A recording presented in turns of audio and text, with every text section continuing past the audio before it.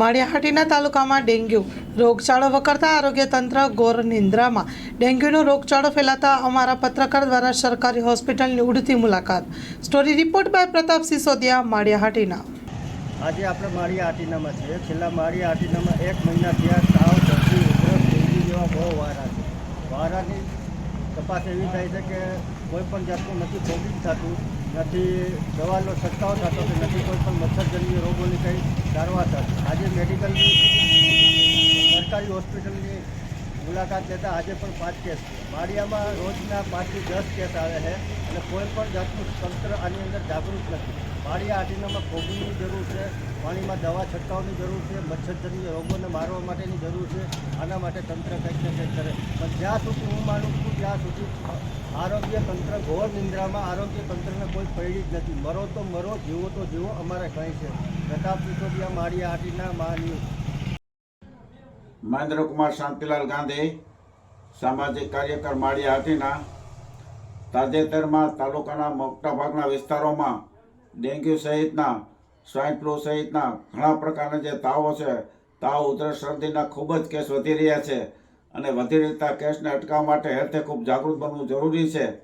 જેના માટે જે કંઈ જરૂરી કરવું પડે તે દવા છંટકાવ છે, પાણીમાં છે, જે કંઈ પ્રોબ્લેમ થતો હોય પ્રોબ્લેમ સોલ્વ કરવો જોઈએ અને જે દર્દીઓ વધી રહ્યા છે એને અટકાવવા માટેનો પ્રયત્ન કરો। જે દર્દીઓ વધે છે એને પણ સારી સારવાર માટે તે માટે હેલ્થ વિભાગ આ બાબતની જે કંઈ કરવું પડે, જરૂરત કરવી પડે એ કરી અને વધુ આવતા તાવ અટકે અને કોઈ પણ દર્દીઓને મુશ્કેલી વધે નહીં, તાલુકામાં ફેલાવો ન થાય એ માટે પ્રયત્નશીલ એવી એક સામાજિક કાર્યકર તરીકે હેલ્થ વિભાગને હૃદયપૂર્વક નમ્ર વિનંતી। અમીન પઠાણ, માળિયા, મુસ્લિમ આગેવાન। માળિયાહાટીનામાં અત્યારે લગભગ 1 મહિનાથી તમામ જગ્યાએ એટલે કે અનેક વિસ્તારોમાં માળિયામાં ડેન્ગ્યુના કેસ બહુ જ ઝાઝા છે। ખાસ કરીને મારા ઘરે જ મારા વાઈફને આજે ડેન્ગ્યુ થઈ ગયો। 4 દિવસથી હું બહાર હોસ્પિટલમાં લઈ ગયો, ત્યાંની સારવાર કરી અને પછી મને બતાવ્યા। એટલે તંત્રને ખાલી કહેવા માંગીએ છીએ કે ઘણા બધા આવા ગરીબ દર્દીઓ પણ હોય છે કે જેને આજે સારવાર માટે પૈસા પણ નથી હોતા।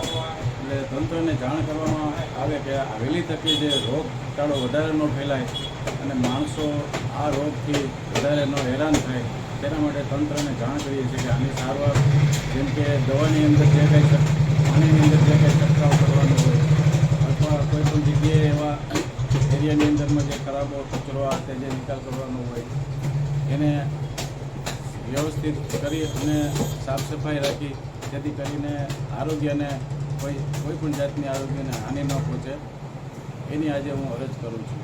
એટલે આમાં તમામ જે આના જે લગતા અધિકારીઓ છે એને જાણ કરવામાં આવે છે કે આની ઉપર ખાસ ધ્યાન રાખી અને આરોગ્ય બચાવો। હું ડૉક્ટર દિલીપ પીઠવા, માળિયાહાટીના સરકારી હોસ્પિટલ અધિક્ષક। હવે અત્યારે જે ચોમાસાની સિઝનની હિસાબે ભારે વરસાદની હિસાબે જે પાણીનો ભરાવો થયો અને એની હિસાબે જે મચ્છરજન્ય રોગો થયા છે એની હિસાબે અત્યારની સિઝનમાં છેલ્લા 3-4 અઠવાડિયાથી ડેન્ગ્યુના કેસ શંકાસ્પદ જોવા મળે છે તાલુકામાં અને આજુબાજુ ગામડામાંથી પણ શંકાસ્પદ કેસો આવે છે, જેની પ્રાથમિક નિદાન પણ અહીંયા થાય છે સરકારી હોસ્પિટલે અને એને જરૂરી પ્રમાણે સારવાર અહીંયા મળે છે। વધારે જ્યારે તકલીફ હોય ડેન્ગ્યુના કેસમાં પ્લેટલેટ જોવાનો હોય છે જે ઓછા થતા હોય છે। જે કેસમાં ઓછા થવા લાગે છે એ કેસને અમે જુનાગઢ રિફર કરીએ છીએ। બાકી જેટલા નોર્મલ પેશન્ટ છે અને જેને બહુ કંઈ તકલીફ નથી એને પ્રાથમિક સારવાર અહીંયા મળે જ છે। એટલે ખાસ એ કહેવાનું છે કે જે પાણી તમારા ઘરમાં ભર્યું રહેતું હોય કોઈ પણ જગ્યાએ, ટાયર છે કે તમારા જે ખુલ્લું જે વાડી વિસ્તાર છે અથવા તમારા ઘરની આજુબાજુ પાણી ભરેલું હોય એ પાણી ભરેલામાં મચ્છરનો ઉપદ્રવ રહેતો હોય તો એ આરોગ્યનો જે આવતા હોય તમારી ગામમાં એને જાણ કરવી જેથી તેનો પુરાવો હોય છે એમાં કેમિકલનો છંટકાવ કરે અને આ જે ડેન્ગ્યુના જે મચ્છર છે દિવસના કરડે છે એટલે એ મચ્છરનો જે એડિસ ઇજિપ્ટી મચ્છર છે એનો નાશ કરી શકાય અને આ રોગને આપણે જે વધે છે એને અટકાવી શકાય એવા પગલાં લઈ શકાય।